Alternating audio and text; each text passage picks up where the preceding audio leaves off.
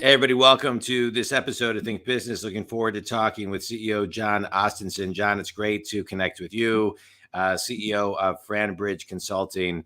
And I'm looking forward to talking with you today. I love talking to people in your world. You basically work with people on building non-food franchises, franchising. And your book, Non-Food Franchising, The Better Path to Business Ownership, we'll talk about that as well. Jon, I'm a business coach and I work with people all over the globe who are stuck and I get them unstuck. I love this podcast because I get to have guests like you on to help them learn through your stories. So I want to start off by talking, where's your stuck? Yeah, where's my stuck? Well, I think at the moment I'm feeling a little less stuck, but we went through a big stuck experience about 3.5 years ago. Had built up a company. My background's in franchising on the franchisor side, and we built up a franchise that was serving other franchises as a vendor. We had about 40 employees. I had a marketing agency and a call center, and we grew the business. And we were doing several million a year in revenue, but it wasn't profitable. And finally, I wish I'd crossed paths with you at that time and you could have helped me get unstuck. But unfortunately, I had to make the tough call to wind it down. And I think that's part of the reason I love the franchise model so much, is because I would have had options in a situation like that. But instead, I was on my own trying to figure it out. And we're just hustling too fast, but for not making much. And so I had to make a tough call. It's interesting. I think a lot of us grow up knowing we need an accountant and an attorney, but we don't know, sometimes we need a business coach or an advisor or a mentor or, and one thing I find, to your point, is sometimes one of the hardest things is not only asking for help, but knowing that you can ask for help. And so I appreciate that story, and I think it'll help a lot of people. And Think Community, we talk about this a lot on the show, is making sure that you have not only that your idea can grow, but that you don't grow too fast, because you got to keep your eye on the profits and the margins and things of that nature. All right, good. 100%. And I'm a member of the Entrepreneurs Organization. When I look across the landscape of business owners in all different types of industries, I'd say those that are struggling, will reach out to business coaches. It's kind of when you start thinking about it. Right. But I see so many high performers that are just killing it that say, hey, I want that coach to help me take it to the next level. So, I've had multiple coaches in the past, big believer in business coaching. Yeah. It's really when you start to get, I have a lot of clients who are in that boat and a lot of clients who are preventative and saying, hey, things are great. I want it to get greater. Yeah. Absolutely. All right, good. Thanks for that. All right, let's talk about you. Let's talk about the franchise model. Your book, Non-Food Franchising, The Better Path to Business Ownership. I really want to kind of zoom in and talk about business ownership, because I think there's a lot of different entrepreneurs out there. There's entrepreneurs that have a passion and want to start their own business and have kind of a model in their head. That's kind of what I did. And then there's different levels of what I do, and then in all different industries.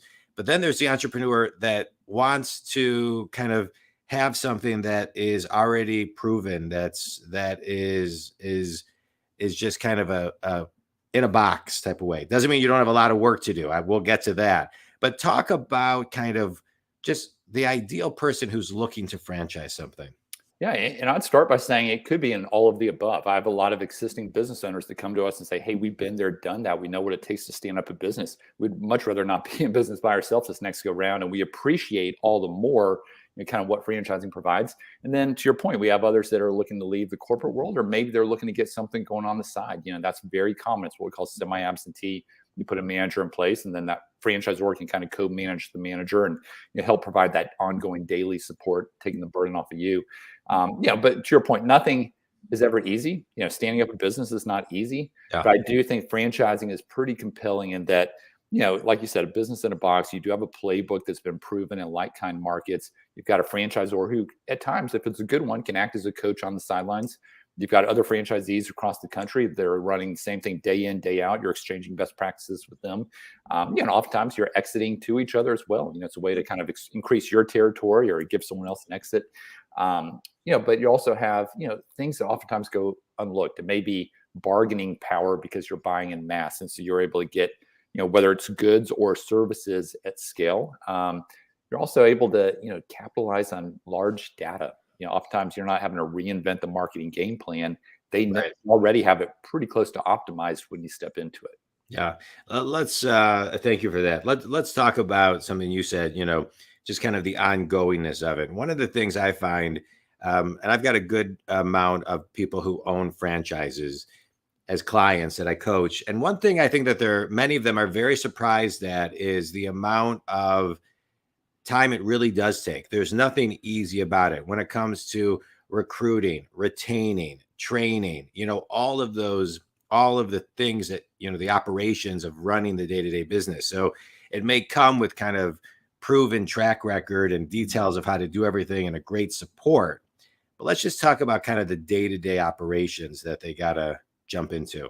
Yeah, no, I mean, it can be a great offering, but you still have to go out there and execute. And Right. if it's not you running the day to day, then so much of the success of that business is tied up in that person that you put in place and finding the right talent, incentivizing and retaining them.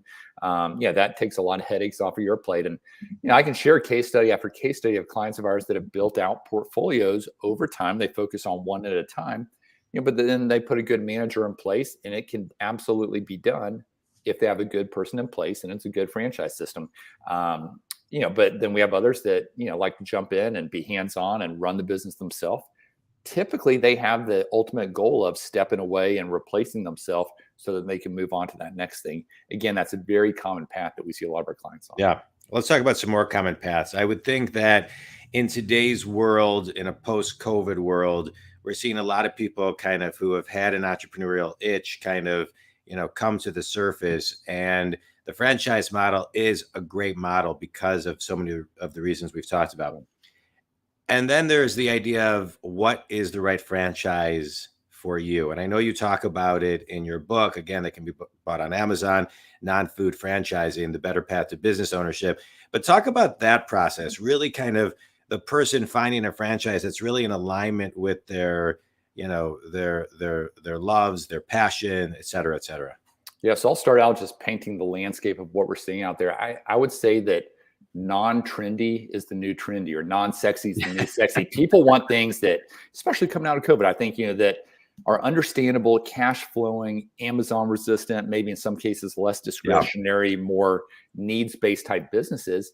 And so these, what we see people attracted to these days, and first off, we're doing more placements than we've ever done. I mean, we will double the business this year after doubling the prior year. There's so much interest in the space, but it's businesses like home and property services, these kind of, for instance, insulation. It's a $50 billion industry, highly fragmented. If you go in there and you're better than the rest and bring that white collar approach, there's a lot of success. So, things like floor coatings and flooring and dumpsters and, but then we're still doing some oil changes depending on the state that you're in.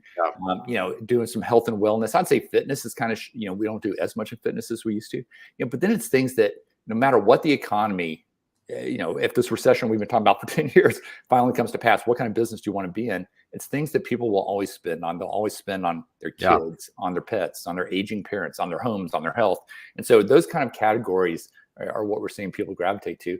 From a process standpoint, how do you figure out what the right thing is for you? The fact is, you don't know until you see it right in front of you. 90% of our clients end up going with something that's was never on their radar. In an industry they'd never really thought of. And so, we have an entirely free process. We're funded by the franchise companies. Our clients never pay us a nickel, which is a very clean model, very much like real estate, if you will. But we have a very streamlined process that we take them through and expose them to what we would see as the top 10 to 12 opportunities in their market, given their situation, given what we're seeing out there in the market. And we look at the strength of the franchisor leadership team, the financial model, the competitive advantages. And sometimes people do follow their passion. Maybe it's health and wellness. Oftentimes, though, we'll see doctors buying gutter businesses or something that you never would have fathomed, but they love that financial return. Right. Well, and again, going back to what you originally shared when we started, looking at what's going to be profitable, what's the overhead, all of those components are great. Let's talk about you're talking about what they're passionate about, et cetera, but let's talk about some of the stuff you're passionate about as a CEO. 100% of the profits from your book are donated to Hope International, a Christian nonprofit that supports entrepreneurs in underserved communities around the world. Well, I should say through avenues such as microfinancing loans and savings groups, et cetera, et cetera. I'm on the board of something called Hebrew Free Loan, and we give interest-free loans to for people of all reasons and as well as business. But talk about how important that is to kind of the through line of what you do and how you do it. Yeah, no, appreciate you asking that question. I love talking about this. Ultimately, I believe that we're called to be good stewards, here of our resources, of our time and such. And, that's something I try to live by. I fail every day, but I try to live by it. And my son and I had an opportunity to go on a Hope International trip last year down to the Dominican and really see firsthand the good work they're doing. And we'd always supported the organization, but, I love what you're involved with as well. And I just think that, when we step outside of our bubbles and you can see the world around us, and the idea of give a man a fish and feed him for a day, or give him, Right. teach him to fish. That whole parable, Hope is one example of many examples I think really does it well, where the money gets in the right hands, and that's why they've been so sustainable and created such an impact. So that's definitely something passionate that we're passionate about, and we love talking about. Yeah, I love it. And I think it lends itself to talk about the idea that we can all be conscious capitalists, right? We can all do, I know early in my career, it was always kind of hard. Like, how do I marry this, like, my spiritual consciousness with my capitalistic, but you really can morph them together. And early in my career, I remember somebody saying, like, hey, the more money you make, the more people you can help. And so it's great. So I love seeing things. I love seeing things like this.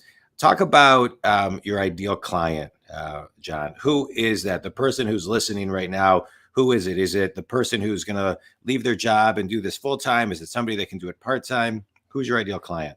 Yeah, certainly we've done deals year to date with people from their 20s to 60s, but I'd say, oftentimes if you look at the 80%, it's probably those in their mid 30s to mid 50s. I'd say it's kind of the sweet spot. About 1/3 of our clients are looking to jump in and essentially leave their day job and run this full time. Again, oftentimes with the goal of replacing themselves over time. But about 2/3 are looking to keep their day job or keep their current business focus. And again, it comes down to them finding a good manager that they can put in place, and then that franchisor can support that person so the burden doesn't totally fall on you. That being said, there's still going to be some work. If you think it's going to take 5 hours a week, it's probably going to take 10, and you kind of escalate it from there. So they definitely don't want to sugarcoat it. But again, when you look at the case studies of so many of our clients that have done this successfully, you can see how it can be done. Yeah, which is why they need to call you to advise them and set the expectations properly. Yeah, I think that's great. All right, let's do a quick speed round. You got a bunch of books behind you. A book that's had the biggest impact on you.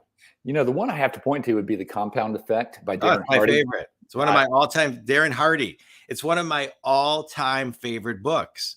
Love it. It's not rocket science, but it's such a helpful reminder that those small decisions we make on a daily basis really over time compound. Yeah. I reference that book all the time, Jon. And I learned about that book. I was in commercial real estate running my commercial real estate office.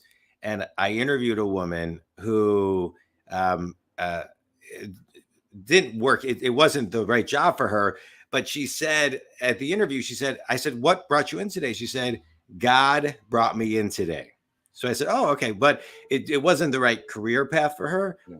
But she shared with me that book. So she's like, and she had the book on her. She's like, this book, blah, blah, blah. So I said, and it's one of my all-time favorites. Think Community. You've heard me talk about this book a lot. Everything compounds, negative and positive. I highly recommend you pick up, listen to, read The Compound Effect by Darren Hardy. It's a game changer. Best piece of wisdom you've ever received? Yeah, best piece of wisdom, I think, is just said in multiple ways, but the idea around having the long-term perspective, and certainly that could be, hey, our time here on Earth is short, or it can translate into a lot of other things. I was sharing with my 12-year-old son this morning that, hey, some of the decisions we're making right now that you're not liking it's called tough love, and we're looking at the long term, and you'll thank us one day. So I think it's the idea of giving up the short term for the long term perspective. Yeah, I've had the same talks with my kids. And last question, Jon, finish the sentence. One thing that everybody can do to kind of tap into their inner entrepreneur is?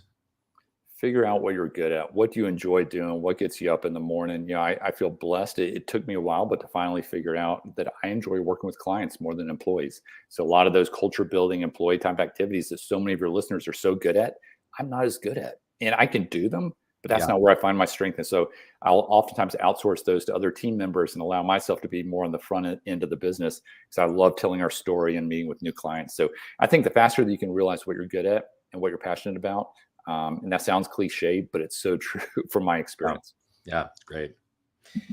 Think community. Well, first of all, Jon, this was great. I appreciate you taking time to be on the show and share everything about your business and your book, and to give people a snapshot. Think community. We talked about a lot of things today to help you get unstuck. I'm going to extract just a couple of things that Jon talked about, which is figure out what's important for you to kind of give back in the way that you can, because many of the people that I talk to, especially on the show, and clients, it really balances things out, and things seem to always come tenfold when you do it that way.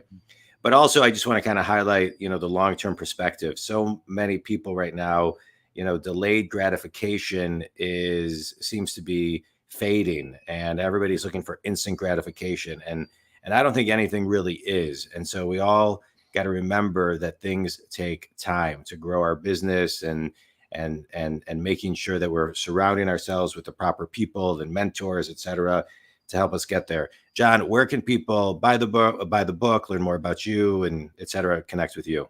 Yeah, certainly the book is all over the place online, but if you come out to our website, FranBridgeConsulting.com, FRAN bridgeconsulting.com, sign up for our free monthly newsletter. We put out some great content. I'll also have my assistant reach out and offer a free digital book if you'd like to go that path. But if someone's serious about learning more and taking the next step, I'd also be happy to get on a call. So come out to our website again, FranBridgeConsulting.com, and I would love to help in any way I can. Awesome. And you can reach me at JonDwoskin.com. Jon, this was great. I appreciate your time, your insight, your wisdom. We'll have to have you back on again and talk a little bit more about franchising, as I think a lot of, we're going to start to see a lot more entrepreneurs kind of sprouting over the next couple of years. So thanks for taking time. Think community. Thank you. Thanks, Jon. Great. Thanks so much. Enjoyed it.